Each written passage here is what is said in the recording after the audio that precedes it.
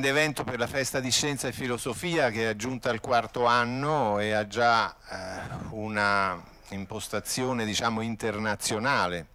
Questa sera abbiamo John David Barrow, un professore dell'Università di Cambridge, famosissimo nel mondo per le sue teorie cosmologiche e che sono state, nel 1986, Barrow era appena trentenne, introdotte in un libro famoso che è il principio antropico. È una novità enorme che rivoluzionò l'universo da come era stato visto fino allora, con il principio che tutta la chimica, la fisica che l'uomo, che la scienza conosceva, aveva permesso la nascita delle galassie, dei pianeti, delle stelle e anche la presenza della vita così come noi la conosciamo oggi. In quel libro c'è scritto che se le costanti come la velocità della luce, la costante di Planck, la gravitazione avessero avuto una piccola variazione, la vita non sarebbe nata o non sarebbe certo come quella che abbiamo noi oggi. Questi principi sono stati all'inizio un po' controversi, ma poi pian piano la comunità scientifica ha abbracciato queste teorie del principio antropico e oggi Barrow è riconosciuto come uno dei più grandi uomini della scienza cosmologica. Barrow è anche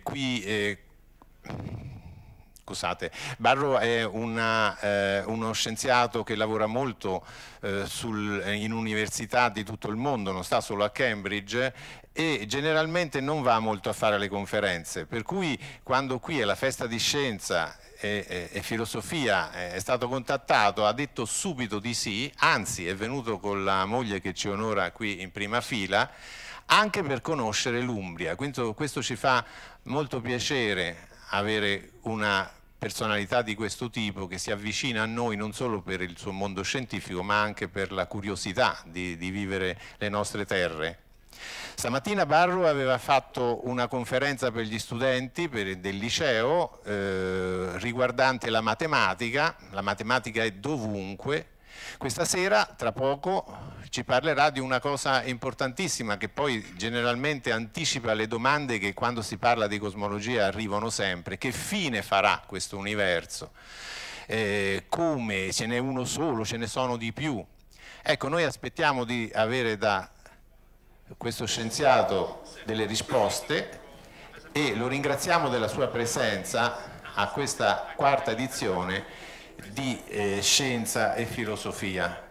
John David Barrow.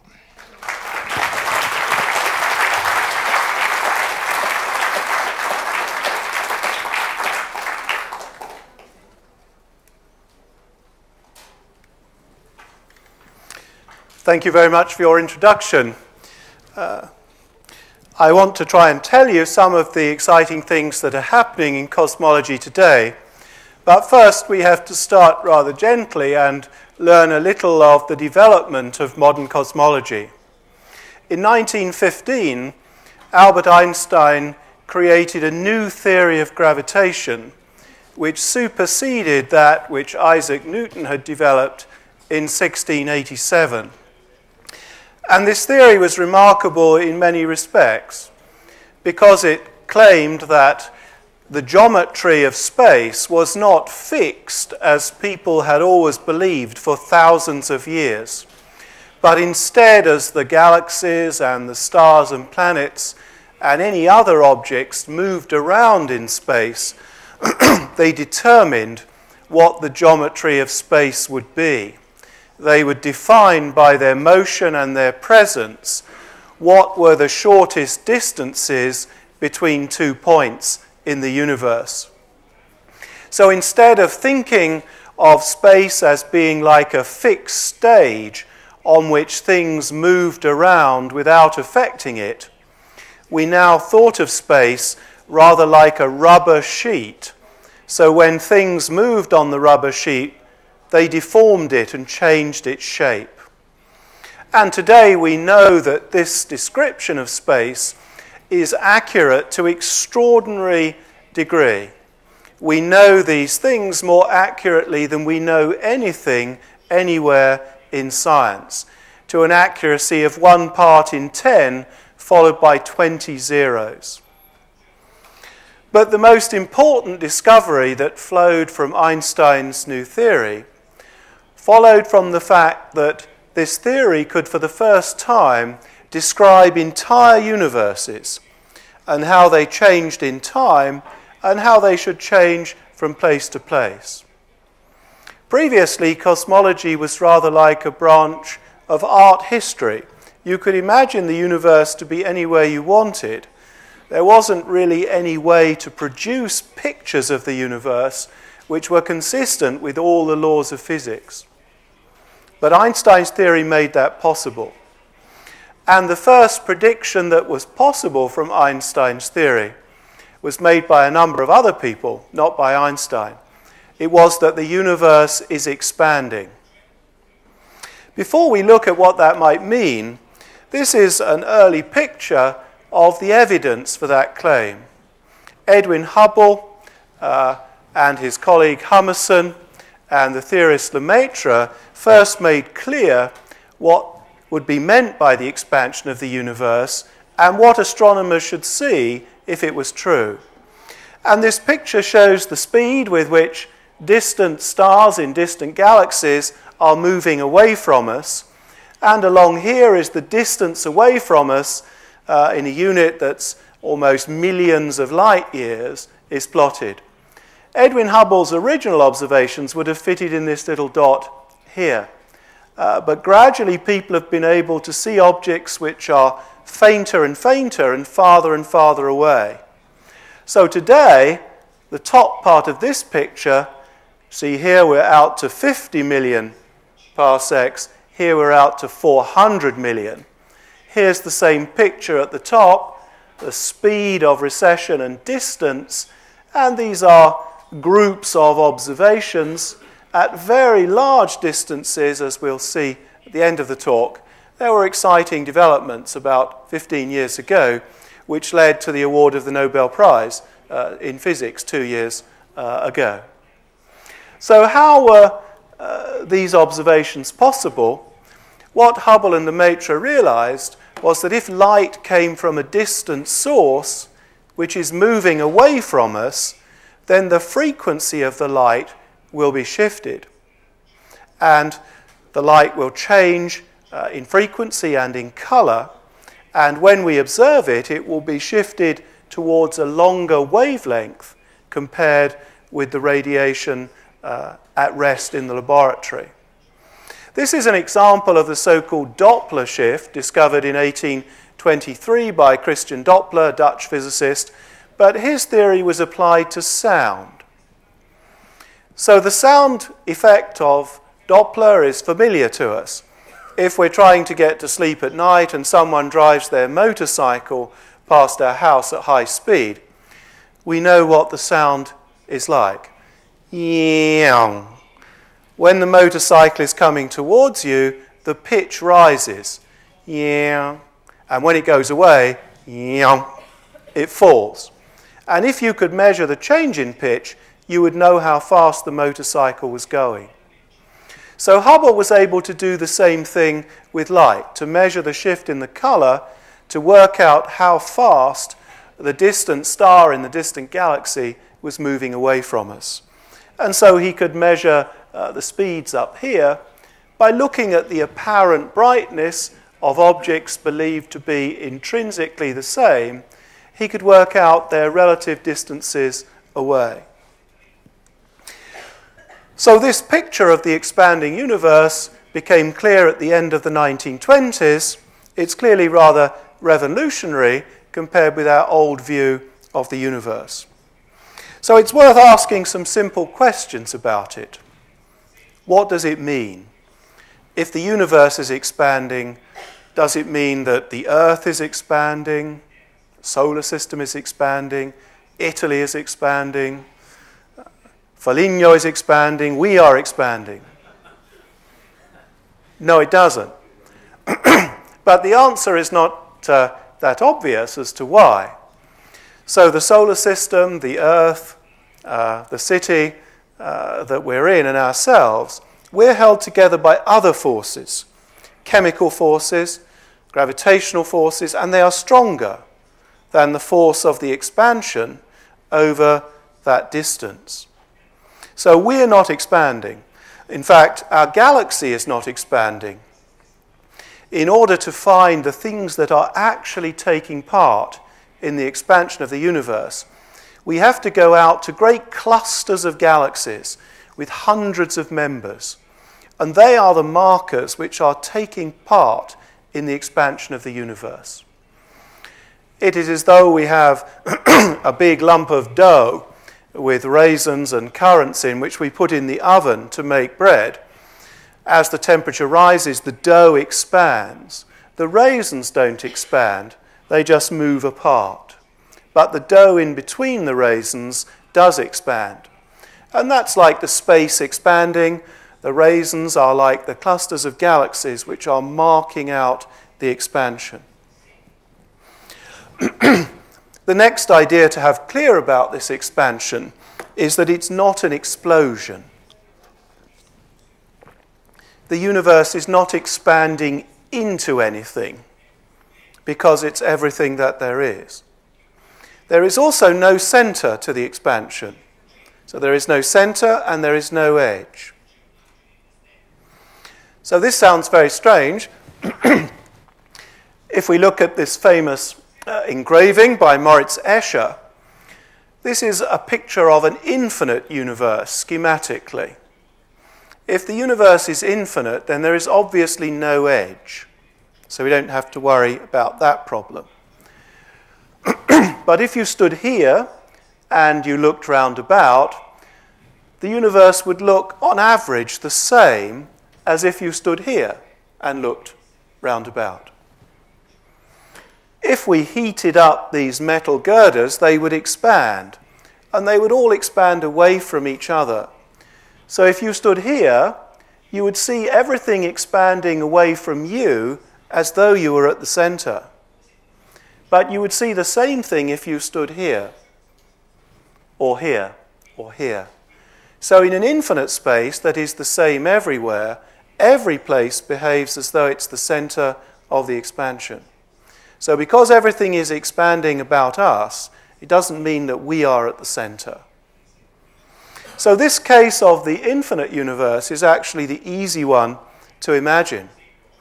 Because suppose the universe was finite. This seems much more awkward. So if we have a flat sheet like this, how could it be that it has no center and no edge? Seems impossible. So if this was a finite, flat universe, it looks as though it has to have a center and it has to have an edge. And that's because the space of that little flat universe is flat. But Einstein's theory, you remember I told you, changes the geometry of space according to how matter is distributed. And the universe that's finite has to have such a lot of material in it that space is curved up, so it's closed like a ball. So instead of a two-dimensional flat sheet, we would be thinking about a two-dimensional surface like the surface of this ball. That surface has no boundary. If you are an ant or a fly and you're walking around on that surface, you will never fall off the edge. But it is also finite. If you determine you want to paint it, you only need a finite amount of paint. But suppose we inflate this balloon so that it gets bigger, then if you were sitting here and you looked around, you would see all these other marked galaxies moving away from you as though you were at the center of the expansion. But if you sat here, again, you would see exactly the same thing. So on any place on this curved surface, the expanding balloon expands in a way that makes you think you're at the surface. But the real expansion of the balloon's inflation is not on the surface of the balloon at all. It's just a device. So that's the first lesson, really, that the expansion does not have a center and it does not have an edge. This leads to this type of picture, which we'll see on a number of occasions in this talk. Here's a measure of the distance between places that are expanding in the universe, and here is a measure of time in billions of years. And here is the trajectory of the expanding universe as the expansion grows larger and larger. And we live about here, about 13.7 billion years after the start of the expansion. This is not that large a number by even terrestrial geological standards. In some parts of the world, even in Australia, north of Scandinavia, you could bend down and pick up a stone that was nearly 4 billion years old. In Scotland, you could pick up stones that are 2 or 3 billion years old. So although the universe is amazingly old, it is not amazingly older than many of the things in it. Now, this picture of the expanding universe introduces a very important new ingredient, that the conditions within the universe are steadily changing. And this is sometimes called the evolution, or the change of the universe. So when the universe is smaller and more condensed in the past, it is hotter and it is denser, and the behavior of things within it will be different to today. Suppose you ask what's the temperature in the universe today in space. It's about 3 degrees above absolute zero. That's about minus 270 centigrade. If you went back to when the universe was 1,000 times smaller, more compressed, it would be about 250,000 years old, but the temperature would be 1,000 times bigger. It would be 3,000 degrees. And there could be no atoms, no molecules, no life, no stars, no planets. Just elementary particles, protons, some electrons, and photons. So it would be a much simpler place, not very interesting. But as you move forward from this time, as it gets cooler, simple atoms and molecules can form, and then large parts of the universe that are expanding slower than the average start to gather more material to them, and eventually they stop expanding altogether, and they turn around and start to condense, and within them stars form, and then planets, and then complex biochemistry, as we've seen on Earth, on the surfaces of planets. So all this takes time, first galaxies, then stars, then planets like the solar system, then simple organisms, then complicated ones, we believe, like ourselves. In the future, the long-range forecast looks very bleak. Eventually, all the stars will exhaust their fuel and they will die, as we'll see at the end of the talk. And ultimately, there will be no places where life as we know it will be able to continue and survive in the ways that we're familiar with. There will be no heat from any star to supply a planet, and eventually all those stars will collapse to black holes or neutron stars or white dwarfs. Well, this overall picture allows us to ask some very simple questions about the universe that have interesting answers. So I said the universe is nearly 14 billion years old. So why is it so old? I mean, could the universe have been much younger? Could it just have been 1 million years old, even just a few thousand years old? Well, I think we can understand now why we shouldn't be surprised to find that the universe is more than 10 billion years old. You see, the process which gives rise to the nuclei and the atoms in our bodies, the atoms which are necessary for any type of complexity or biochemistry, atoms like carbon and nitrogen and oxygen, these elements that make these atoms are made in the stars. So they don't appear ready-made in the universe, but they're made in nuclear reactions towards the end of the lifetime of short-lived and massive stars. And those stars explode in supernovae and disperse these elements around the universe. And eventually they find their way into our bodies. So every carbon nucleus at the center of every carbon atom in your body has at some stage been through a star. Sometimes maybe more than once, maybe once or twice. And these are the nuclear reactions that make the carbon that are responsible for biochemistry. So two helium nuclei will combine to make beryllium. Beryllium has a rather long lifetime compared with other nuclei, and will combine with another helium nucleus to make carbon.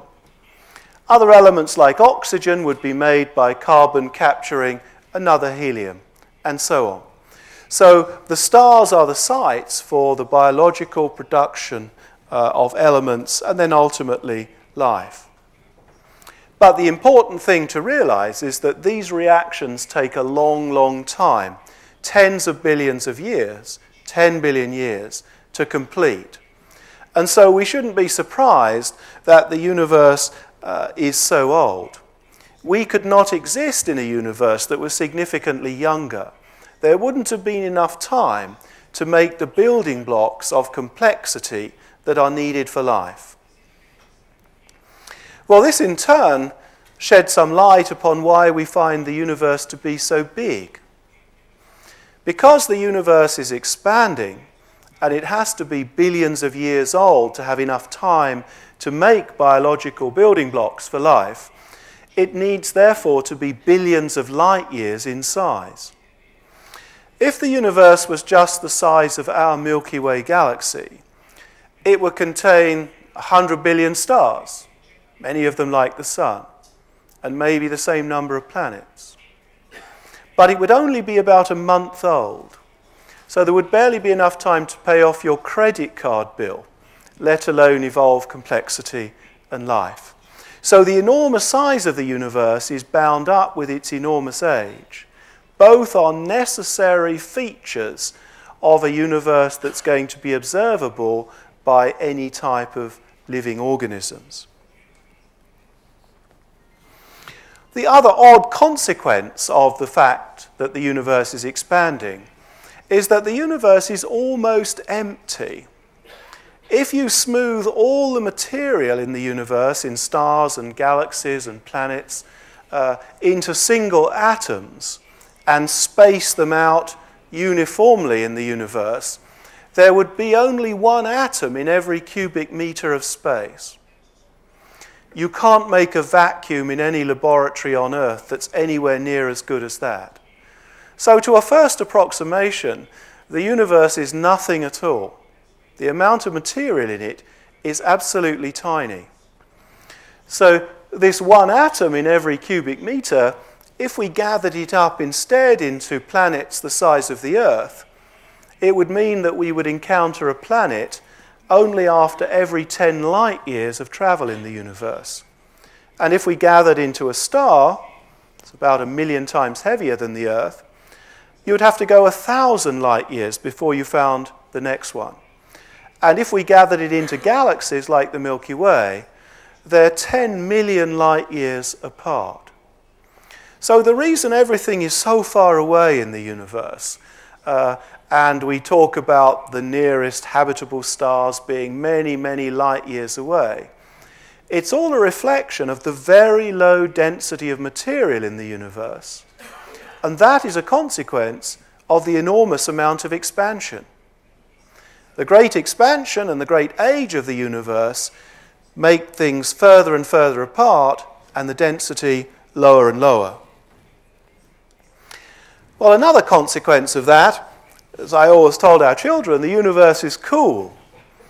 Lots of expansion means that the temperature is continually falling like 1 over the size. And so the region that the temperature is only 3 degrees above absolute zero today is a reflection of the enormous amount of expansion that's taken place. So when it was 1,000 times more contracted, the temperature was 1,000 times bigger. And if you go back into the past further and further, the temperature will be higher and higher and higher. One of the consequences of this is rather strange, and it's a cosmological observation that you can do outside tonight without having to go in the planetarium downstairs, which I hope you will do anyway. This astronomical picture here attracts people's attention because each of these objects on it is a whole galaxy containing 100 billion stars. And there are a huge number of them. But there is a great mystery about this picture, and that is, why is the space in between dark? So why is the sky dark at night? It's nothing, in fact, to do with the sun. As Edmund Halley, who predicted the return of what's now known as Halley's Comet, first discussed over 300 years ago, he realized that if you look out into a forest, everywhere your line of sight ends on the surface of a tree. So that as you look across the forest, you just see a continual line of tree trunks. You can't see very far. And Halley wondered, why isn't it like that when you look out into the universe? There might be an infinite number of stars.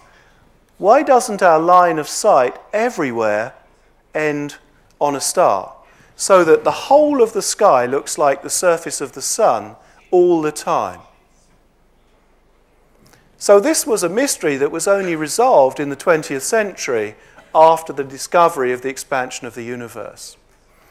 We now understand from what we've just said, there's actually too little material in the universe to make the sky bright. If we turned all the matter, all the stars in the universe into radiation just like that, we would barely notice. The temperature would go up from 3 degrees above absolute zero to about 15 degrees, whereas the surface of the sun is 6,000 degrees. So there's not enough energy in the universe to make the sky bright. But there was a time when the sky was bright. So when the universe was 1,000 times, 4,000 times smaller, the radiation temperature was 4,000 degrees, and the whole sky was bright. So the bright sky is in the past, when the universe was just about a fraction of 1,000,000 years old. But in those conditions, there could be no atoms, there could be no stars, there could be no galaxies, and there could be no astronomers to see it. So the first lesson that we've learned from the idea of the expanding universe is that if you want to have a universe which has a space which can contain living complexity of our sort, or perhaps any sort, then it's got to have some paradoxical properties. It's got to be almost empty. It's got to be big. It's got to be old. It's got to be dark, and it's got to be cold. So philosophers of only 75 or so years ago would have regarded these properties as being features that were antithetical to life in many ways. But modern astronomy and cosmology teaches us that these are essential features if a universe is to contain the building blocks of life and to enable complexity and biochemistry to subsequently evolve. Well, we've talked so far about expanding universes, but universes are rather like your investments. They can go down as well as go up. And Einstein's theory teaches us that there are universes which will expand forever, but universes that expand more slowly at first and eventually are decelerated by the gravity of the material they contain, and they reverse and collapse back into a big crunch. Our universe is very, very close to the critical dividing line between these two long-range futures, within about 1 part in 50 or 1 part in 100 of that critical dividing line. And we'll see there is a good explanation from that. If we go backwards in time, modern cosmologists are trying to reconstruct the past history of the universe to earlier and earlier times and discover if there are events that happen then that leave behind evidence that we can look at today to test our theory.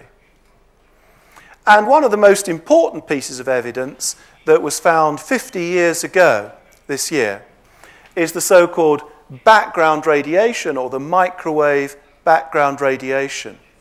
So this is the heat radiation left over from this very hot explosive beginning that's sometimes called the Big Bang. We don't know if there really was a beginning or whether it's just an apparent beginning. And in 1964, the first observations were made that discovered this radiation at one particular frequency. And then since then, astronomers have used satellites and ground-based observations to map the whole variation of its intensity with its frequency from low frequency up to high frequency. And this is the most perfect example of pure heat radiation that's ever been seen in nature. So the solid curve sort of traces the heat radiation spectrum pattern, and the circles are tracing the data. They're not in any sense the uncertainties on the data. The data points are known so precisely that it would be, the data points would be 500 times finer than the narrowest line that could be drawn on this picture. So this is why I say this is the most perfect heat radiation spectrum ever observed in nature. The solid curve is what physicists call the Planck or black body spectrum. So we know to very high precision that the universe was once extremely hot and dense, as the expanding universe picture predicts. There are three interesting key problems that have been really central to understanding the universe since about 1980. The first is a desire to try to understand why the universe is so close to that critical divide between the two long-range futures. The second is why the expansion seems to go at exactly the same rate in every direction to an accuracy of 1 part in 100,000. So the universe is like a perfect expanding sphere. And lastly, that the universe is extraordinarily smooth from one place to another, but there is a little degree of non-uniformity everywhere, and the degree is about 1 part in 100,000. So you can think of the universe as being perfectly smooth with this little graininess of matter density from place to place added to it. But this graininess is crucial because it's this graininess that leads to the formation of galaxies and stars and planets. If it was 10 times smaller, 1 part in a million, there would be no galaxies and stars in the universe. If it was lumpier, 1 part in 10,000, everything would have formed dense black holes and there would be no habitable systems. So for us, it's rather important that this level is just right. Well, in 1980, a new theory of the expanding universe in its early stages was proposed by Alan Guth in America. And it's really a very simple addition to the picture of expansion. And it's called the Inflationary Universe. Here is our picture of size against time again. And what Guth proposed was that soon after the expansion began, there was a very brief period where the expansion started to accelerate. So this curve bends upwards for a period, and then it carries on as it was before. So as this suggestion was not made at random, particle physicists had discovered that there were new types of elementary particle in their theory, particle rather like the Higgs boson, which was discovered last year, which have the property that they can be gravitationally repulsive if they're abundant in the universe. And so at this time, these particles would be produced, they would make the expansion accelerate, but then they would decay away into ordinary radiation, and that's why this process would end. But this brief period has all sorts of dramatic consequences. You can see it's making the universe become a lot bigger by this time than it would have become if the inflation hadn't occurred. And what that is doing is driving the expansion close to that critical divide and ensuring that after billions of years, the expansion is still tantalizingly close to that critical divide. And it doesn't matter how it began. The second consequence is that if the universe is expanding very different rates in different directions back here, once this acceleration starts, it drives the expansion to be exactly the same in every direction. And it does it exponentially rapidly. So by the end of this period, the expansion is going beautifully spherically. So these two great features of the universe could be explained very simply by this simple idea. But most important, if we draw this picture in a different way, it allows us to understand something about those little fluctuations in the universe. So here is us today, and suppose we look with a perfect telescope as far as we can see. 14 billion light years. That's as far as we can see because light has not had time to reach us from farther away. So that defines what we call the visible universe, bounded by our horizon 14 billion light years away. Now let's run the universe backwards and look at how small will be the region that expands to become our whole visible universe today. If we have this bout of accelerated expansion, we can expand the universe from a region that is much smaller than would otherwise have been possible. So small that light signals can travel from one side to another at a very early time and explain why it is on the average extremely smooth, because it's coordinated and mixed and smooth.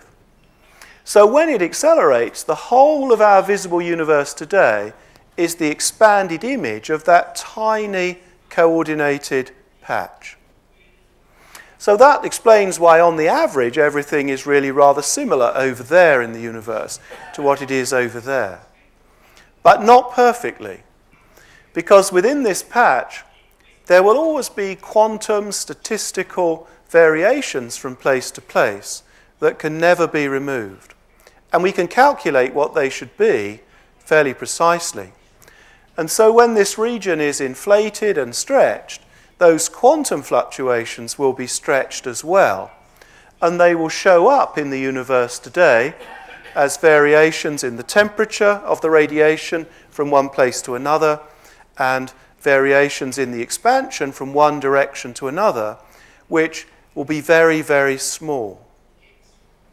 So this is a remarkable prediction of this theory, that when the universe is just 10 to the minus 35 of a second old, quantum processes make fluctuations which seed all the stars and galaxies that we see today.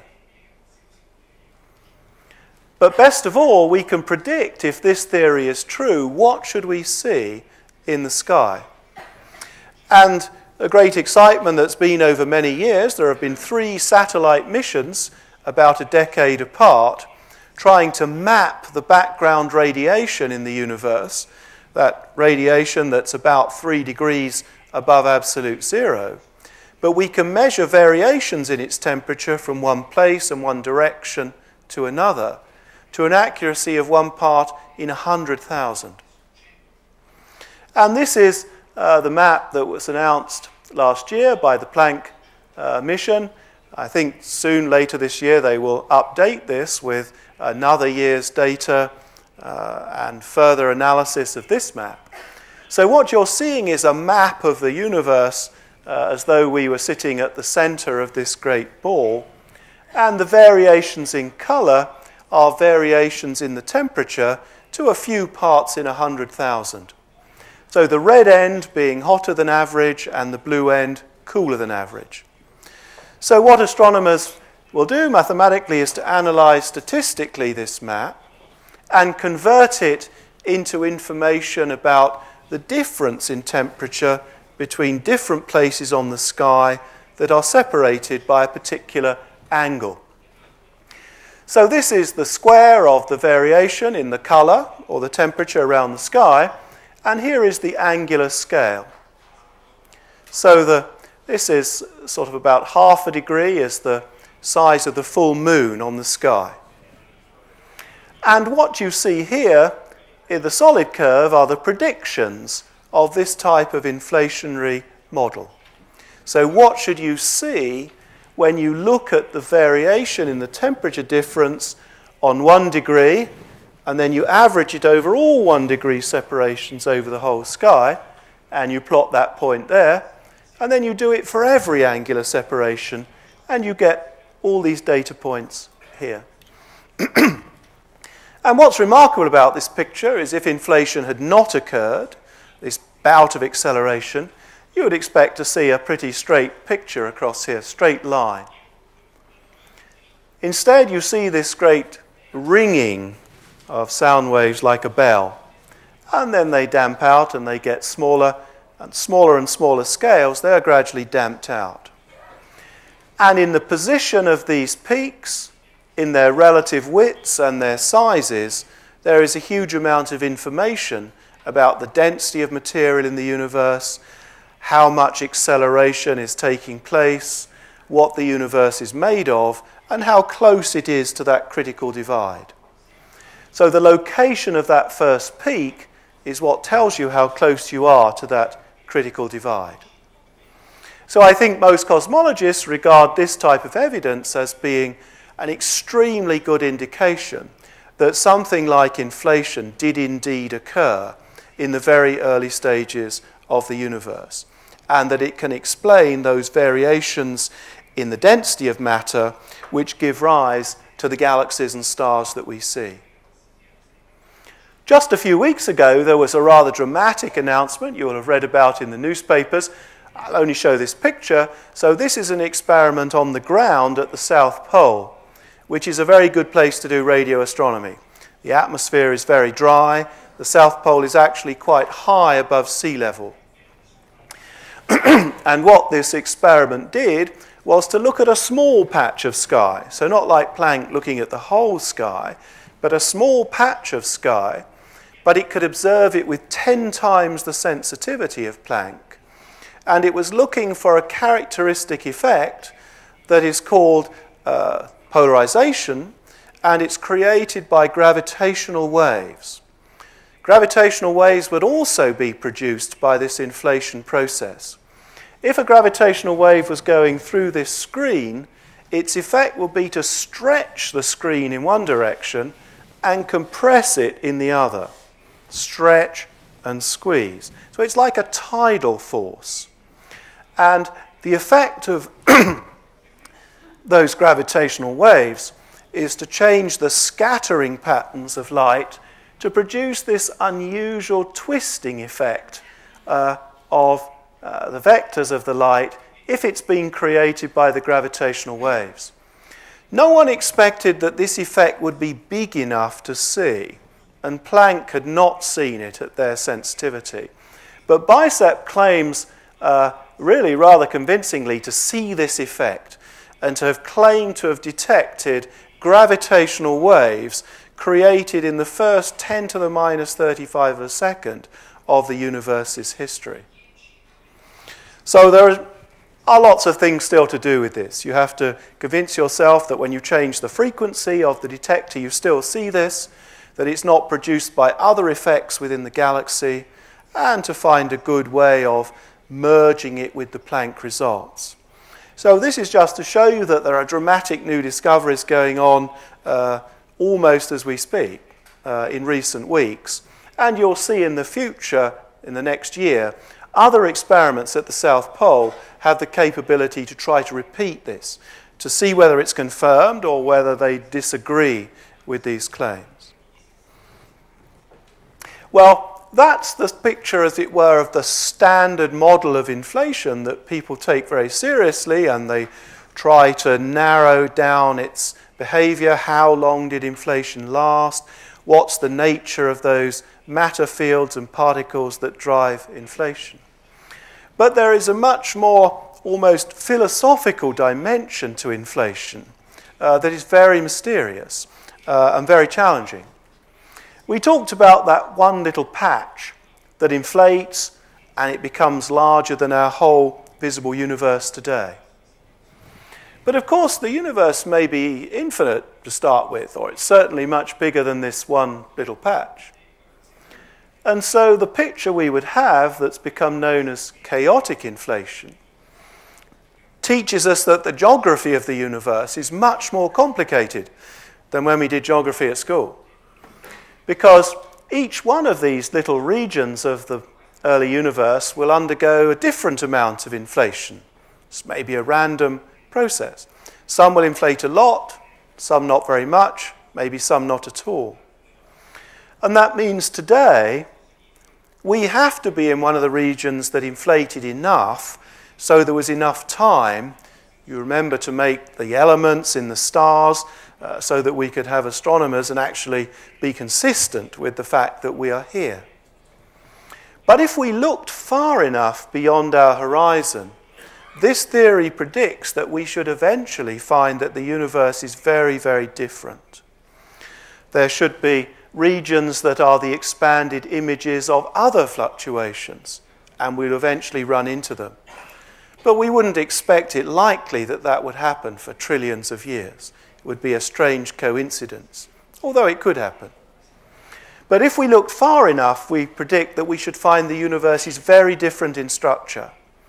And in fact, the differences could extend to aspects of fundamental physics, that in these separate, causally disjoint regions, the numbers of fundamental forces of physics and various other aspects of the structure of the laws of physics could be very different. There have always been skeptical philosophers who've said you can't be sure that if you go far enough in the universe that things will be the same, that the laws will be the same, the strength of the constants of nature will be the same. But this is the first time there has been a positive prediction that you could expect that to be the case. So it's not just a skeptical reaction, it's a positive expectation from this type of theory that the universe is only smooth and similar locally, but not globally. Well, as if it's not bad enough that geography is more complicated than you thought at school, it turns out that history is a more complicated subject as well. So here is our little patch, which then inflates to make a larger region. But people explored this theory in some detail soon after it was proposed and discovered that it had a very worrying property.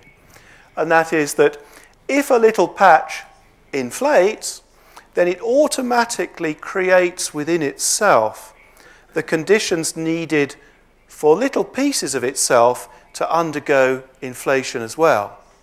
So this region inflates and it produces subregions of itself which inflate, and then those regions produce further subregions that inflate. The process is self-reproducing.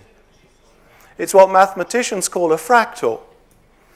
And the process is not expected to have any end, sometimes called self-reproducing or eternal inflation. Because once it starts, there is no mechanism which will stop the reproduction. And so we now have to position ourselves within this picture. We are in one of these patches which has inflated, but elsewhere in the universe, most of the universe is still undergoing inflation. So we're one of the places where it's ended, or at least temporarily. And if we ask the question, did the universe have a beginning, we have a new type of answer. Our patch had a beginning, so it once started to inflate and expand, and that was perhaps produced by some quantum process or some statistical fluctuation which we can describe mathematically. But the entire universe, the whole network, of reproducing regions that has become known as the multiverse need not have a beginning. It might, we don't know, but it doesn't have to have a beginning. That the envelope of this whole process seems to be described by an exponential curve that can be followed indefinitely into the past without ever reaching a zero of size. So this picture really changes our position with regard to time. We are part of this never-ending process, and there are other processes going on in the universe at the same time. There were predecessors, and there will be successors. And we have to try and think of some way of testing this theory. We can't see beyond our horizon to see whether these other regions are present. You can't rule out or rule in a whole picture or a scenario. Science can't do that. All science can do is falsify particular models. So if you discover from Einstein's equations and particle physics a particular description of this theory, then you can make some predictions. And it could be false, and it could be falsified. Suppose there are all these other regions, and the theory that predicts that says there is one thing that should be seen in every one of them, maybe a particular density, a particular particle. If we didn't see that in our universe, the theory would be falsified. So we don't need to see the other regions in order to falsify a theory that claims that they exist, because that theory may say something about our region which we find is not true.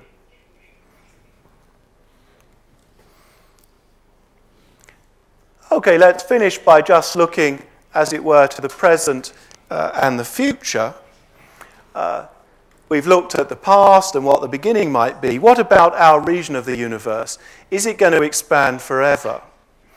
Well, in terms of our civilization's indefinite survival, the point is what the lawyers would call moot, because we don't have to worry about the future of the universe when it comes to the solar system's survival.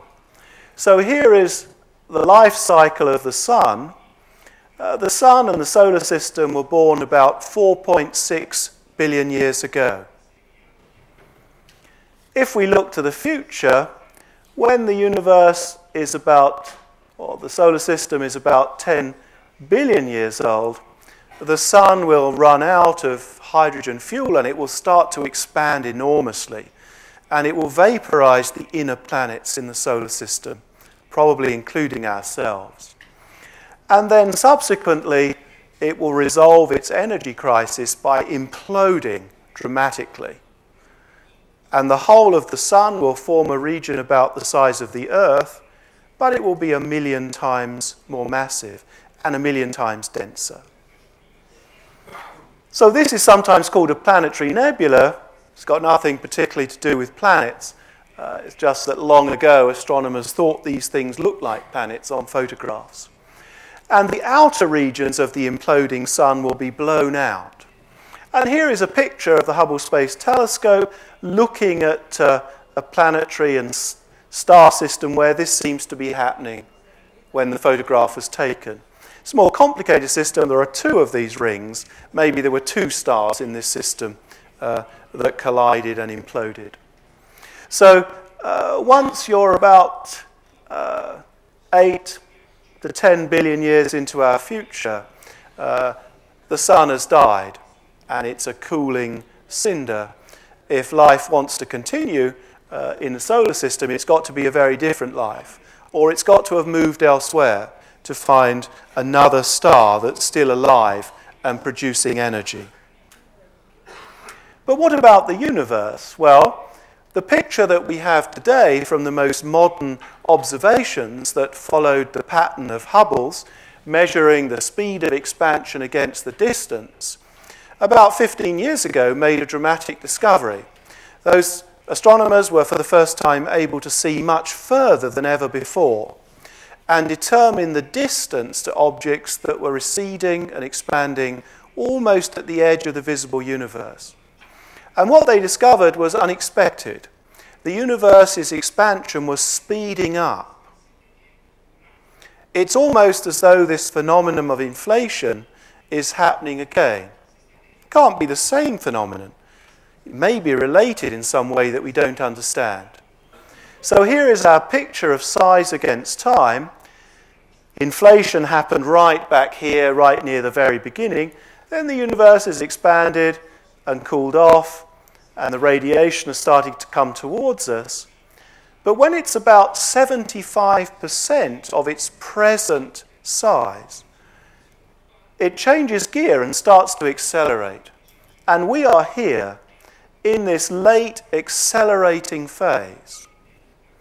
It's lucky that this acceleration didn't begin a little earlier, because after it begins, no stars and no galaxies can form anymore. The material is being pulled away from other material too rapidly to condense into galaxies. So you've got to make your galaxies before then, or they'll never form. So one of the great issues in modern cosmology is to try and understand what is the type of material in the universe that has caused this acceleration to occur relatively recently, just a few billion years ago. So this material must be gravitationally repulsive, like the material that produced inflation early on. It can't be ordinary material. Or if you like, you can use these observations to prove the fact that this type of material does exist in the universe and so could have been present to produce inflation early on. If we look at the observations of the Planck satellite, the amount of this material that's doing the accelerating, that we call dark energy or vacuum energy, is determined by the relative positions of those peaks. So we know with considerable accuracy how much of this material there is in the universe. And it's close to 70%. It's about 68% of the energy in the universe is producing this accelerating effect. And it's become known as dark energy. And we don't really know what it is. It's probably some form of energy of quantum origin, but we don't have a single simple explanation for what it is. And then there is another type of material, which is usually called dark matter. And this we see because it controls the way the luminous material moves around. We don't know for sure what it is, but we know lots of properties that it must have. And about 27% of the material in galaxies and in clusters of galaxies is in this dark form. And what we expect is that it's forms of neutrino-like material, elementary particles that only interact like radioactivity does, very, very weakly. They don't take part in nuclear reactions, and they don't take part in electromagnetic interactions. And the favored candidate is a rather heavy new type of neutrino with a mass that may be 20 to 100 times the mass of the proton. And this is so heavy that you wouldn't have made it in the past in particle accelerators. And one of the goals for the next phase of CERN's Large Hadron Collider is to create these particles and identify them. The first goal for the Large Hadron Collider was to create and identify the Higgs boson. This it seems to have done very successfully. When it comes online again in another year, the energy produced in the collisions will be much higher. Engineering work is continuing at the moment to ready the accelerator for that next phase of its work.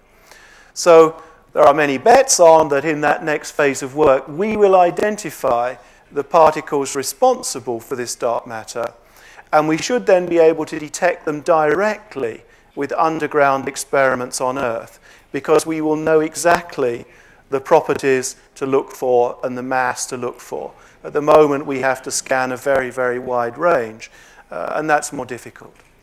The sort of material that you and I are made out of, ordinary atoms and nuclei, it's only about 5% of the universe. So this is like a small trace element. Most of the universe is this quantum dark energy, and then there's lots of dark material which is not shining in the dark. how you should interpret this is that when you look at a picture like this astronomical picture with many shining stars and galaxies, the places that are illuminated where there is light are very special. They're the places where the density of matter is very, very high, high enough for stars to form and nuclear reactions to turn on. And they are special places. Most of the places in the universe, the density is not high enough for there to be nuclear reactions or for there to be lights turned on.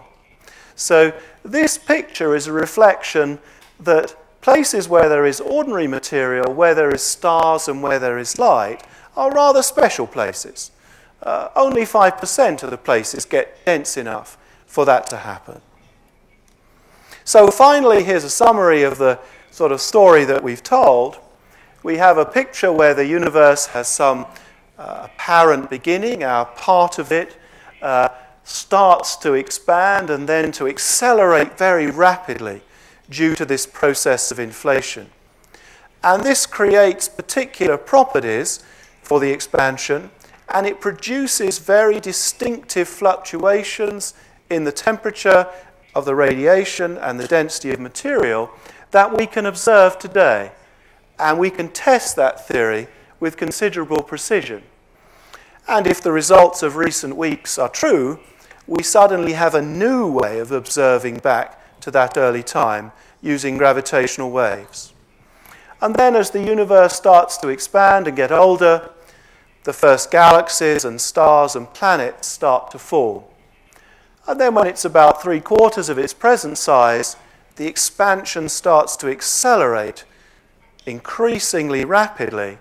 And here today we look back and see that whole panorama of about 14 billion years of past history in which the universe has been expanding and cooling and growing into the state that we see today. Thank you.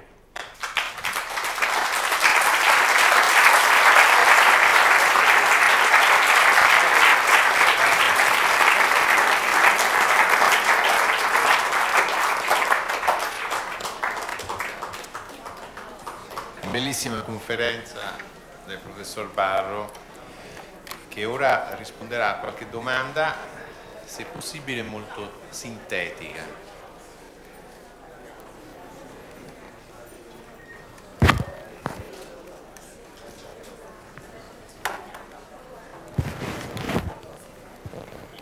Okay, so I'm happy to answer one or two questions if people have any questions.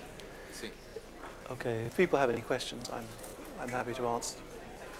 We could just take a few. Non c'è il microfono per qualcuno? C'è un signore che ha alzato la mano.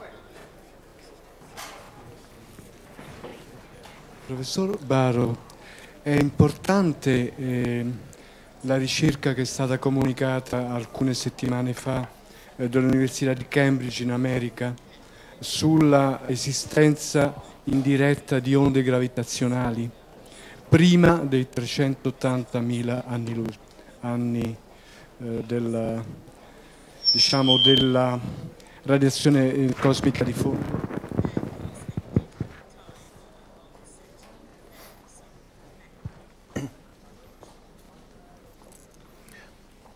Yes, I should say that the BICEP 2 results from the South Pole were not made by Cambridge University astronomers, so that's a group largely from Princeton.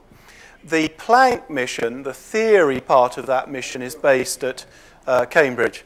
And there is an interesting sort of tension between the two results because the Planck mission did not find those gravitational waves in their first data analysis. They were not reporting on polarization, which is a 10 times smaller effect than just looking at the temperature variations. So we expect soon that they will probably publish their maps and make some statement about polarization. These experimental groups are completely secretive. So even though they're in the same department as me, I have absolutely no idea what the results are or what they might report. But I think the interesting thing is there are lots of other experimentalists who are going to be reporting on this same problem. So Planck's results really led you to expect, they took the simplest model with no gravitational waves. You can now see that if you add extra things to the model, you can accommodate what is seen. I have a theory of inflation, a particular mathematical model, which leads rather naturally to this high gravitational waves. And there are other people that do different things to inflation, adding an extra particle, and they claim you can also have this gravitational radiation. As I said, BICEP make observations at one frequency of radiation. It's important to make the observations at many frequencies because the cosmological production of gravitational waves predicts that the effect should be exactly the same at every frequency. But if these polarization effects are due to material in the galaxy, magnetic fields in the galaxy, supernovae, and so on, they will be very different at different frequencies. And that is usually how you distinguish between the cosmological signal and one that's just produced locally, by making observations in many frequencies and making sure they're the same.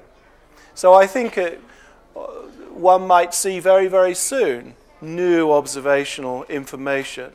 It will be very interesting to see whether it's in agreement. My sense, talking to the Cambridge Planck mission people, is that they think the BICEP results are correct, and they don't think that they will go away. The numbers may change a little bit, but they don't think it's mistaken. So they think it's a consequence of their much greater sensitivity of looking at a very small region. And I should say that BICEP haven't just suddenly started observing. They've been doing this for some years. And there was a first round of observations, and this is the second. So they're very experienced observers who understand their instruments in very great detail. Buonasera, dottor Barrow. Vorrei porle una domanda da profano, però da vero appassionato in materia. Lei nel suo libro sugli universi possibili ha specificato che oggi forse dovremmo accettare l'idea che nemmeno il nostro universo sia al centro dell'universo stesso. Io mi chiedo, è possibile che il nostro universo faccia parte di diciamo un insieme pluridimensionale, un po' paradossale questa idea? Non so se mi sono spiegato bene. Un universo fatto da tanti universi dimensionali, ecco.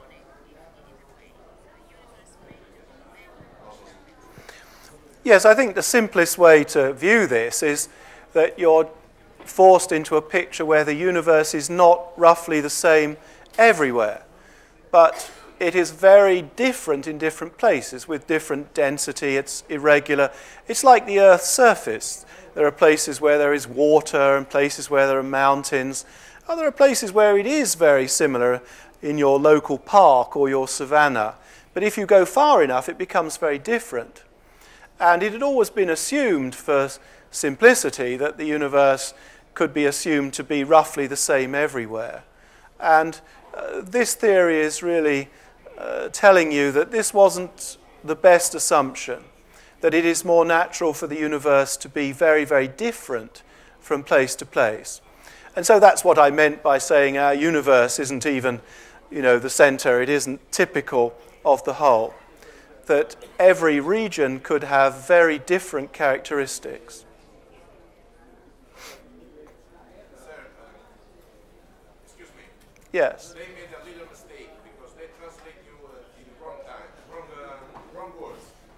Because my question, excuse me, la mia domanda, io ho capito la sua risposta, ma la mia domanda era riferita all'universo nostro, il nostro universo conosciuto. Può, come lei dice nel libro, può far parte di un insieme dimensionale, un insieme di, come posso dire, di tanti universi, ma posti su piani differenti. Non so se... Porca miseria. Ecco, questa era la mia domanda. Yes, no, that makes sense, and people do indeed think about that. And I think the simple answer is yes. So in particle physics theories like string theory, comes up with very good reasons for believing that there are actually many more dimensions of space than the three that we experience. And today we expect these dimensions to be fantastically small. But in the early stages of the universe, it's expected there would be a phase when they might all have been very large. So there are many possibilities for our universe to be a very particular, almost peculiar part of something that is much more complicated and higher dimensional and very different. So in string theory, for example, the constants of nature that we observe are not the fundamental constants at all. The fundamental constants exist in 10 dimensions or 26 dimensions, and we see a sort of three-dimensional shadow of them. And that shadow doesn't have to be constant, but it's not the most fundamental thing. So I think we have learned that what we see in the universe may contain many more accidental ingredients than people once believed. In 1980 or so, people would have believed that almost every feature of the universe is programmed in by the laws of nature. It couldn't be otherwise. But now I don't think we have that view at all.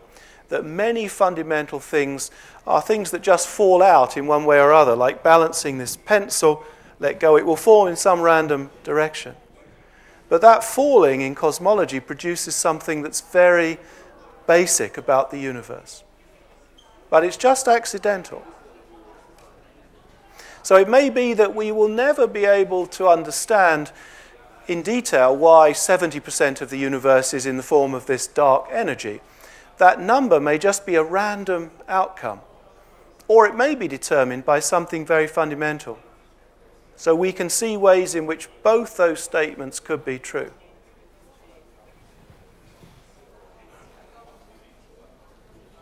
La legge di Hubble porta al paradosso che se la distanza è sufficientemente grande si potrebbe superare la velocità della luce. Yes, if you go back towards the beginning of the universe, Hubble expansion is going faster than the speed of light. So this doesn't conflict with the theory of relativity, which leads to the prediction of the expansion. So the theory of relativity tells us that we can't transfer information faster than the speed of light. You can't send a signal. But the expansion of the universe is not a signal. It's just that we have marked one point over there and another point over there. They don't know about each other, but they're allowed to move away from one another faster than the speed of light. They can't send a signal faster than the speed of light, but the expansion can go faster than the speed of light because there's no signaling involved.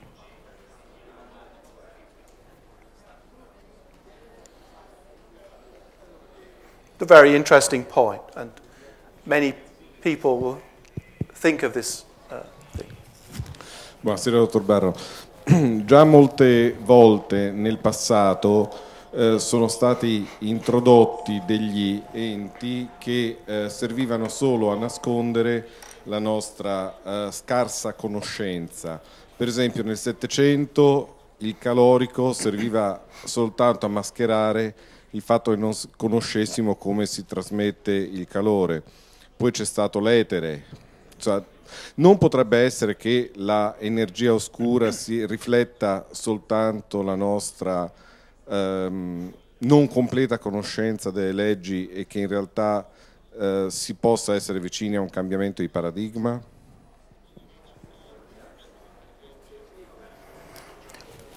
Yes, I think it is revealing that. So we don't know which aspect of fundamental physics is producing the acceleration. And Einstein had a very simple explanation that there is a new part of the gravitational force that he called the cosmological constant. And that fits it rather beautifully. But if you then go to particle physics and say, what should the numerical value of this new constant be? They make a prediction that's completely different to what we see. So this is why this is a big unsolved problem. So we need to understand whether there's some new type of matter in the universe that's steadily changing, or whether there is a new constant which is always the same, a part of gravity which gets stronger as things get farther apart. Dark matter is different. We don't see it, but we make a very detailed prediction as to what we think it is. And in a year or two, we will have an experiment which will show that this is right or this is wrong. But dark energy is different. We're never really going to detect this locally in the laboratory. It's too weak. You can only see it at the edge of the universe and only see its effects. But in the future, one thing I didn't say, this material will completely dictate the far, far future of the universe. So as the universe accelerates, it's for us like being inside a black hole. And in a few billion years' time, we will not be able to see beyond some horizon, as though we're inside a black hole. And as the expansion proceeds, all the stars and galaxies will pass out beyond that horizon, and astronomers at that time will not know of the existence of any other galaxies than our own. They will not know that the universe is expanding. They will not be able to discover any of the things that we've talked about in this lecture. So one day, cosmology and astronomy as we know it will end. So all we'll be able to see from a planet like the Earth will be out to some fixed distance, and all the other galaxies will have gone beyond our horizon. So we will not know the universe is expanding. We will not be able to detect this dark energy because we won't be able to see far enough, even though it's responsible for this horizon and is the dominant form of material everywhere. In fact, long before that, we won't be able to see this background radiation anymore, because in many hundreds of thousands of years' time, the plasma frequency of our galaxy will become equal to the frequency of the radiation as its temperature falls, and it won't be able to penetrate our galaxy anymore, and we won't be able to detect it on Earth or with satellites around the Earth. So that type of astronomy will come to an end. So we are in an interesting period of cosmic history, not only obviously when life is possible, but also where cosmology is possible. So in the not too distant future on the cosmic scale, it will no longer be possible to discover these things about the universe. We will not be able to see far enough, and we will not be able to detect the radiation that we need to detect to determine that the universe was once hot and once dense. And we won't be able to see the fluctuations in the radiation or the polarization in the radiation anymore. So super advanced civilizations will only be able to do cosmology by using books. They will have to look up what we learnt long, long in the past when it was possible to make those observations. It's almost Aristotelian. Science becomes a collection of received information, and you can't make the same observations anymore. Ebbene, mi dicono che c'è il tempo per una ultima domanda.